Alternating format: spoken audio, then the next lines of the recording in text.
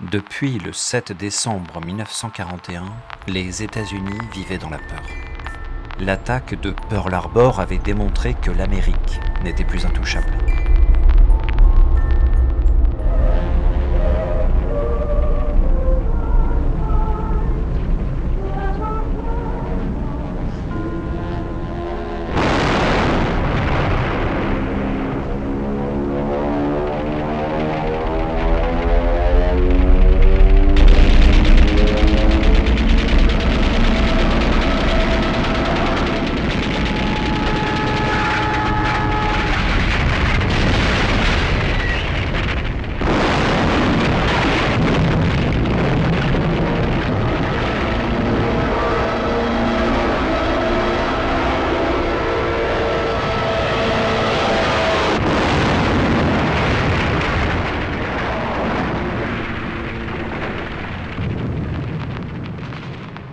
L'ennemi s'était montré capable de frapper fort, loin et sans avertissement.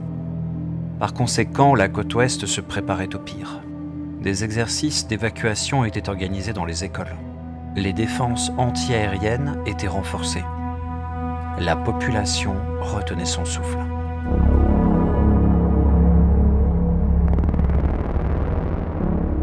Quelques semaines plus tard, le 23 février, un sous-marin japonais de classe B1, le I-17, était apparu au large de Goleta, près de Santa Barbara, à environ 150 km au nord-ouest de Los Angeles. Le sous-marin avait tiré plusieurs obus sur les installations pétrolières de la compagnie Elwood Oil.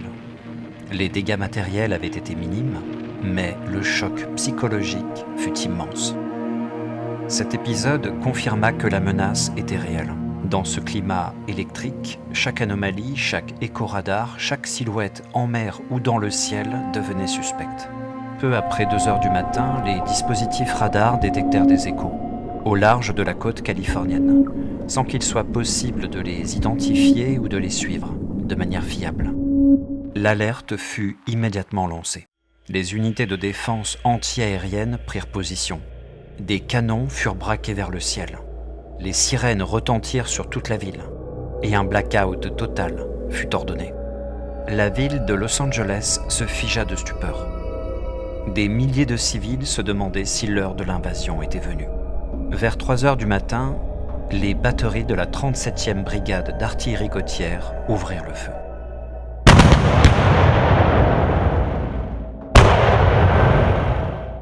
Plus de 1400 projectiles furent tirés en l'espace de quelques dizaines de minutes. Mais aucune cible ne semble avoir été touchée.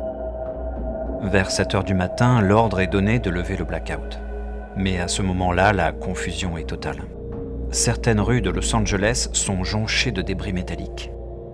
Des obus n'ont pas explosé. Certains ont détruit des toitures. Des vitres ont éclaté sous le souffle des explosions.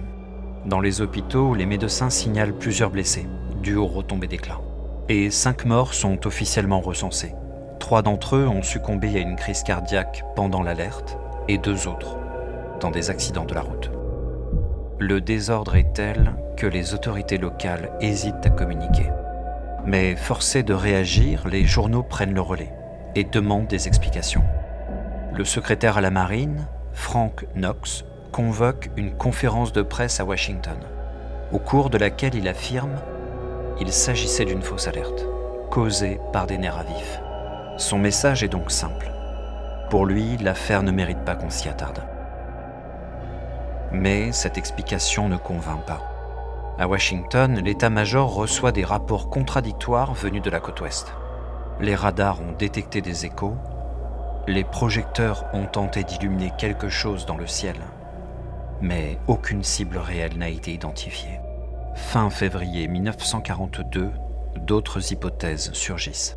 L'armée de l'air évoque l'hypothèse d'un ballon météorologique. En février 1942, les Japonais expérimentaient déjà les ballons météo. Mais les ballons incendiaires, eux, ne seront utilisés qu'à partir de 1944.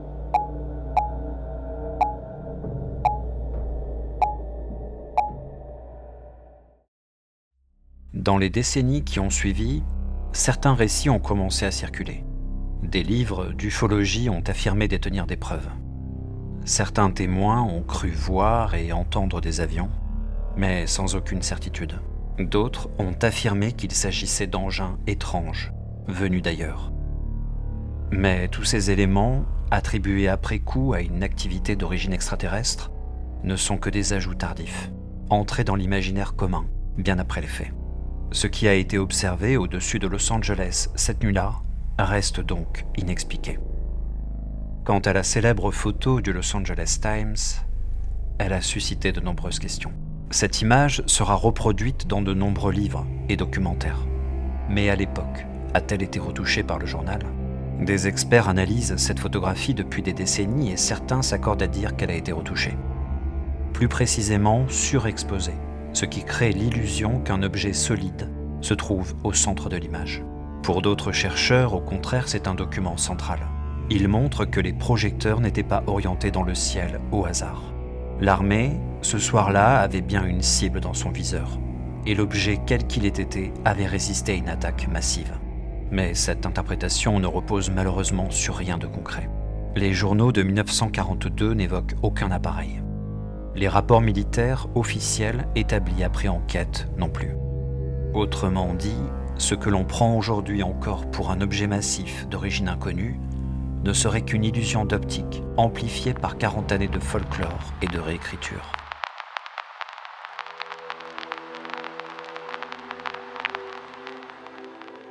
Bien sûr, il n'est pas impossible qu'une intelligence venue de très loin ait survolé Los Angeles cette nuit-là.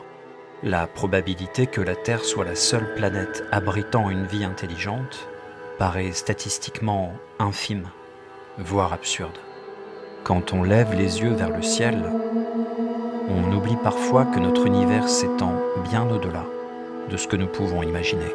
200 milliards d'étoiles dans notre Voie lactée, des milliards de galaxies, de nombreuses civilisations sans doute quelque part. Alors oui, une visite n'est jamais à exclure.